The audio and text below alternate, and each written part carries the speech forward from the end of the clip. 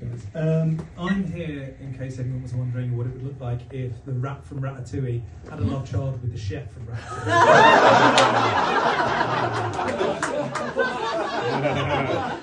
A bit sweet, that joke, I think it's a laugh. But while we're on the subject of this, does anyone remember a couple of years ago when we had Rat Boy Summer? Remember this? Like, basically the internet for about 6 weeks decided that rodent-faced men were really hot. So everyone was thirsting over Barry Keoghan, the guy from The Bear, Jeremy Allen White, and all the members of Fontaine's DC. Yeah. Shout out. It was a great time. No, but it was, because for that period of time, my face had cultural value, yeah? And it wasn't just like what it usually is, which is sort of like a human magic eye that people just sort of squint at and go, all right, I understand the features, but they don't look like they go together. But yeah, no, it was a great time to be alive for Rat Boy Summer. But it was a big moment for the Rat Boy community, because we hadn't really had anything like that since probably 2004, when for a short period of time Pete Doherty was the coolest man in Britain. Now, the thing with Pete Doherty is he's my boy, yeah, because he was a pioneer of the Rat Boy movement. He stumbled so we could scurry, and I love him for that. And you know, he did sort of like set the guidelines for what a Rat Boy could be, and I followed him, because in 2004 I was 13, so I wasn't washing my hair or brushing my teeth either. That's what the public wanted, yeah. And I suppose before then, the last moment of Rat Boys was probably the plague. But you know, I'm going to be a staunch supporter of the Rat Boy movement, because you know, we just had the Super Bowl, and Bad Bunny went on stage and he was representing Puerto Rico, and it was a really big moment. Well, tonight I'm starting my campaign for I want the gig for 2027, right?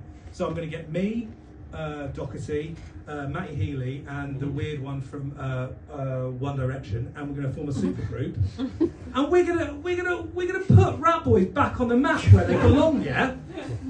Oh, it's new material, well. Right, speaking of creepy little weirdos, Tommy Robinson. Did you see? I think it was a couple of months ago. Tommy Robinson got proper mugged off on the internet when he posted a screenshot of his YouTube For You page, and it was full of ads for like homosexual dating sites. And he was like, "This is fucking disgusting. These platforms, they're trying to promote deviant sexual activities." And then obviously loads of people came forward and said, "No, the reason why those ads are on there is because it's a recommendation based on the content that you're looking at." Tommy was looking at gay stuff, yeah. But the thing is, right? I mean, yeah, it was beautiful when he got mugged off like that, but I do kind of feel for him a little bit, because I'm currently getting bullied by the Instagram algorithm myself. Because the shit that I get recommended is actually insulting. Like, I think Instagram thinks I'm a fucking loser. Right? Because like, just this week, these are some of the things that the algorithm has been giving me as sponsored content. First one is compilation videos of close-up magic.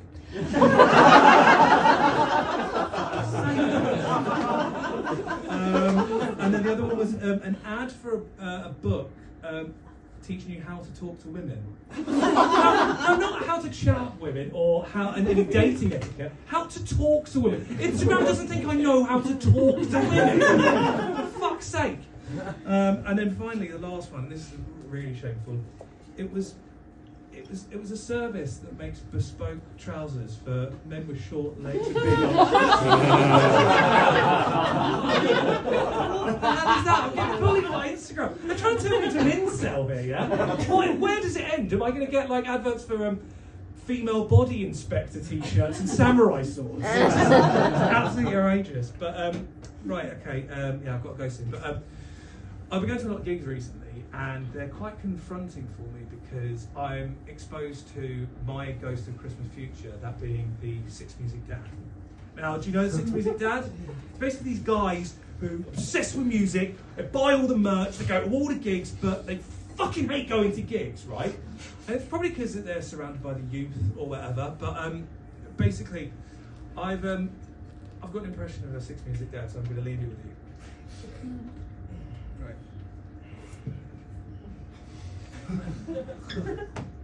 Get ready for this.